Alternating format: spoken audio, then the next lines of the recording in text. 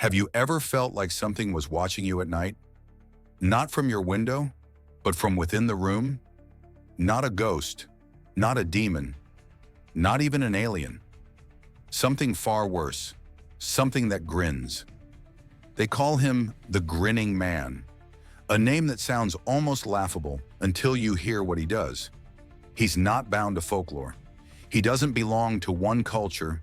He's been seen across the world in different decades by people with no connection to each other. Yet somehow, they all describe the same thing. A tall man, over 7 feet, hairless, beady, wide-set eyes, a tight, metallic-looking one-piece suit, and a grin.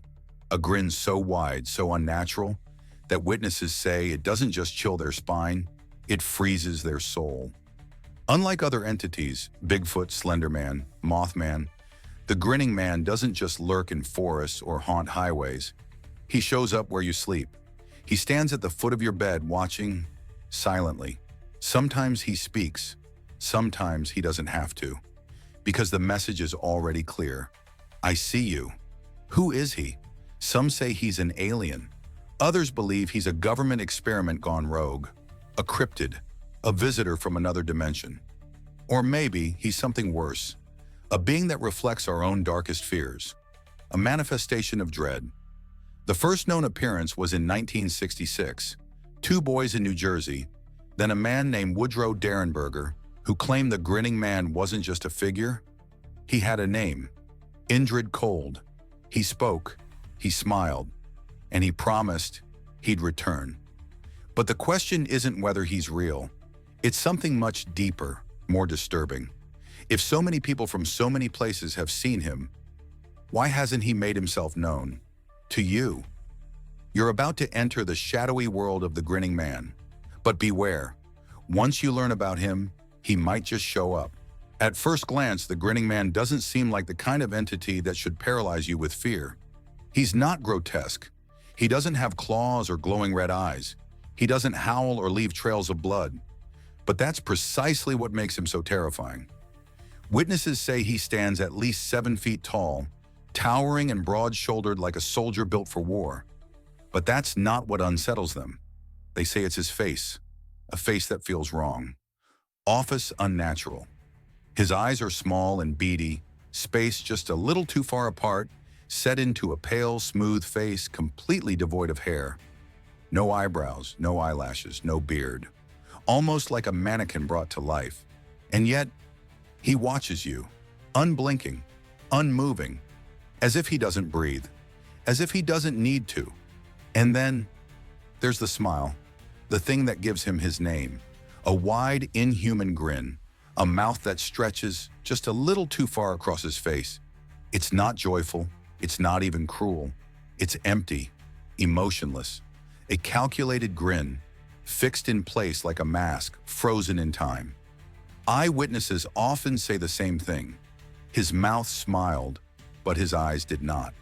That contradiction between warmth and coldness, amusement and menace, is what breaks people. Because it's a smile that pretends to be human, but clearly isn't. Some say his suit is made of a shiny tinfoil-like material, reflective, tight-fitting, seamless, like something not made on Earth. Others describe him as wearing different colors, green, blue, but always the same eerie uniform, like it belongs to no military on this planet. But it's not just what people see that disturbs them, it's what they feel, a sudden, overwhelming sense of dread. Like their body knows something their mind can't process, like they're looking into the face of death itself. People who've encountered the Grinning Man often say time felt frozen, the air turned thick, and a voice in their head whispered, "Run!" But most don't. They freeze. Because something about him makes you feel like, if you move, he'll move too. It was October 11th, 1966, a quiet night in Elizabeth, New Jersey. But for 2 young boys, Martin Munoz and James Yanchidis, it would become a memory that would haunt them forever. At around 9:45 p.m., the boys were walking home from a movie theater. They took a route that led them underneath the elevated New Jersey Turnpike, a dark stretch of road lined by chain-link fences and steep embankments, the only light coming from sporadic street lamps above. Earlier that day, there had been rumors. A woman in town had reportedly been chased by a huge man in a green suit. Urban legend? A joke? The boys didn't think much of it until they reached that tunnel. As they walked, the muffled sound of traffic thundered overhead. Shadows flickered, stretched by distant headlights. The atmosphere was thick with unease. Then James stopped. He nudged Martin and whispered, "Who's that?" On the opposite side of the fence, a figure stood motionless in the bushes. At first it was hard to see, but as the boys focused, they saw it. He was huge, easily over 7 feet tall, with an unnatural stillness. He wore a green, reflective, skin-tight suit that shimmered under the sparse light. His attention was not on them. He was staring intensely at a house across the street, about 200 meters away. Then, he turned. The boys later described him as the weirdest-looking guy we've ever seen. His face didn't even look human. No expression, no emotion, just a wide, fixed grin. Panic surged. They turned and ran without looking back, the sound of their own footsteps echoing like a heartbeat through the tunnel. They didn't stop until they were far away from that place, but the memory stayed. Soon after, famous ufologist John Keel arrived in the area. He was investigating a UFO sighting that had occurred 40 miles north that same night. When he heard of the boys' experience, he interviewed them separately. Both gave identical descriptions. Both pointed to the exact same location, and both confirmed one chilling detail. The being had not only watched the house, he had watched them too, and that was just the beginning. Less than 3 weeks after the New Jersey encounter, the Grinning Man struck again, this time 500 miles away in West Virginia. It was the night of November 2nd, 1966. Woodrow Derenberger, a sewing machine salesman, was driving home along Interstate 77. The road was quiet, the sky clear. But that peace was shattered when a glowing object dropped from the sky, landing directly in front of his car, forcing him to a halt. What happened next defied explanation. A tall being emerged from the craft. He was wearing a blue reflective one-piece suit, similar in material to the green one seen by the boys in New Jersey. But what caught Derenberger's attention wasn't the suit, it was the grin. A wide, unsettling smile stretched across the stranger's face, unnatural and fixed. But unlike the silent figure from Elizabeth, this one spoke. Or rather, he communicated telepathically. He introduced himself as Indrid Cold, and he had questions. He asked Derenberger about the strange lights in the distance, not realizing they were just the lights of a nearby town. He asked about the people who lived nearby, about the environment, the land, the society. Then just as suddenly he thanked Derenberger, smiled once more, and returned to his ship. But before leaving, he delivered one last message. "We will see each other again." And they did. Derenberger would later claim he had multiple encounters with Indrid Cold, and even 2 other beings, also grinning men, named Demo Hassan and Carl Ardo. His wife would testify that she met them too, and that they radiated something deeply malevolent. But there's another twist. Just 2 weeks after this encounter, the Mothman was first sighted in Point Pleasant, a town not far from Derenberger's location. Was it coincidence? Or was Indrid Cold a harbinger of something darker? Some believe Derenberger was just a delusional man, but others, they think he met something not of this world, and that something is still watching us. As the Mothman sightings escalated in Point Pleasant, another family in the same region was fighting a battle of their own, not with a creature of the skies, but with something inside their home. The Lilly family lived on the outskirts of town, ordinary people. But in late 1966, their home became the epicenter of something unnatural. It started small. Objects moved. Shelves emptied themselves. Doors slammed shut without wind. They heard footsteps at night, and lights flickered without explanation. Then came the skylights, glowing orbs hovering over their roof.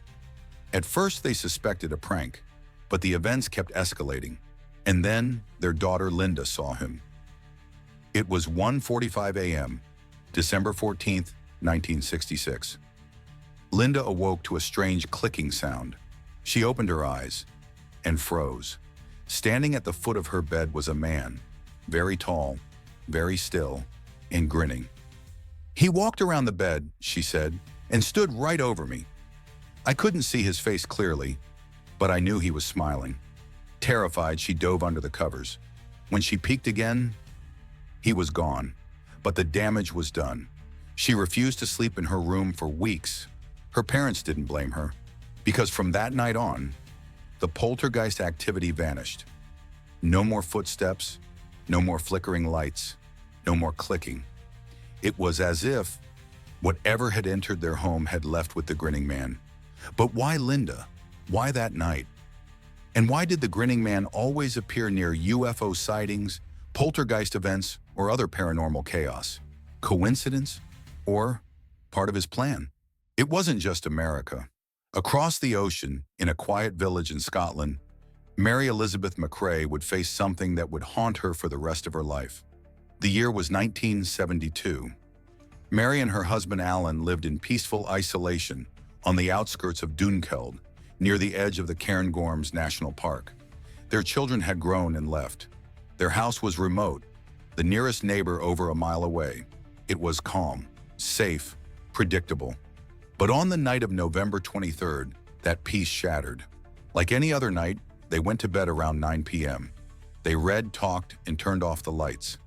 Sometime in the early hours, Mary awoke to a clicking sound, a soft, mechanical rhythm that pulsed through the room. When she tried to move, she couldn't. She was paralyzed, lying face down. She couldn't speak, couldn't scream.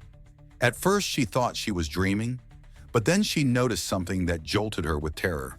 The curtains were open. She always closed them, every night, without fail.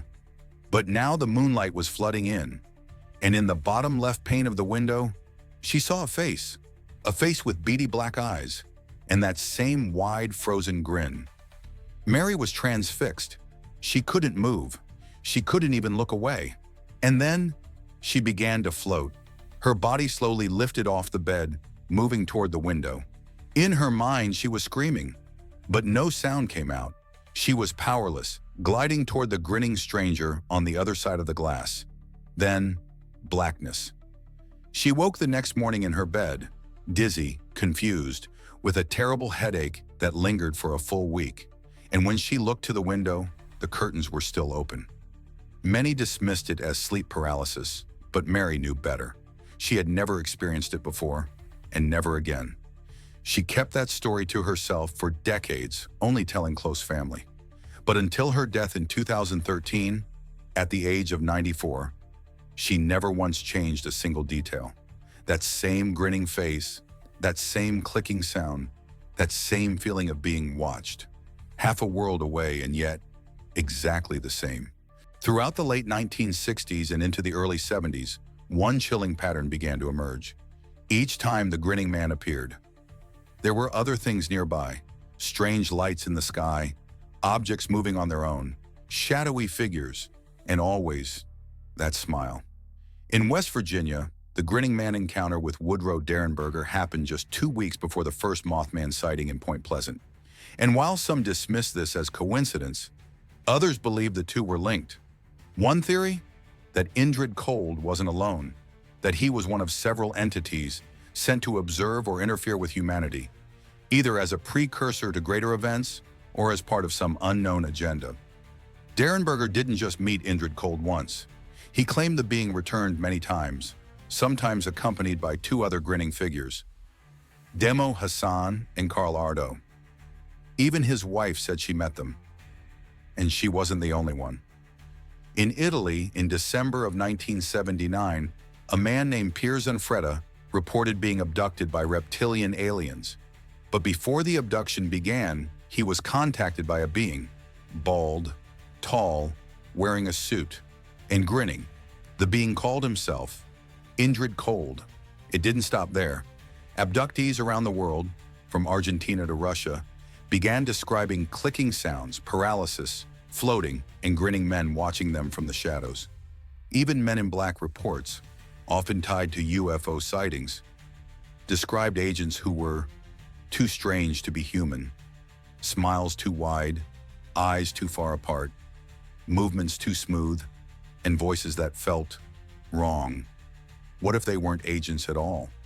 What if they were something else in disguise? Some fringe theorists even argue that Mothman, Indrid Cold, and the Grinning Man are the same being, or at least the same species. A race of shapeshifters, capable of appearing in multiple forms, watching humanity from the edges of perception. They walk among us, pose as humans, smile as if they understand emotion. But behind that smile is something alien, something ancient, and something that does not belong here. But here's the real question. If they're watching us, what are they waiting for? By now, we've followed the Grinning Man through decades of eerie encounters. From New Jersey to West Virginia, from the United States to the Scottish Highlands. And each time his appearance is the same. Tall, hairless, wearing a tight reflective suit, and always smiling. But what are we really dealing with here? If we take a step back and look critically, the earliest reports, the first three in fact, were all documented by one man, John Keel, the journalist and author of the Mothman prophecies. He was the first to connect these dots, the first to give the being a name, the first to imply something extraterrestrial. And while his writing is gripping, it's important to ask, was he uncovering a hidden truth, or was he crafting a modern myth? Some say Keel used literary liberties, that he sensationalized the accounts, that later reports were copycats, influenced by his books and media. They argue the Grinning Man is nothing more than an evolving urban legend, fueled by fear, media, and cultural imagination. But there's a problem with that explanation. Why do so many eyewitnesses from different countries in decades describe the same exact figure? Why the consistent details? The grin, the suit, the paralysis, the clicking sounds, all aligning before the internet existed. And then there's the seasonal pattern. Many of these sightings occur between winter and spring, cold, isolated, silent nights when the world is asleep, almost as if that's when he walks among us. So who is he? A cosmic observer? A cruel trickster? A being caught between dimensions? Or just the human psyche, projecting our deepest fears onto the shadows? Whatever the truth, one thing is certain. The Grinning Man has made his mark on stories, on towns, on people who never quite slept the same again. And the next time you hear clicking at night, the next time you wake up and feel like someone is standing in your room, don't open your eyes too fast, because he might be there, still grinning,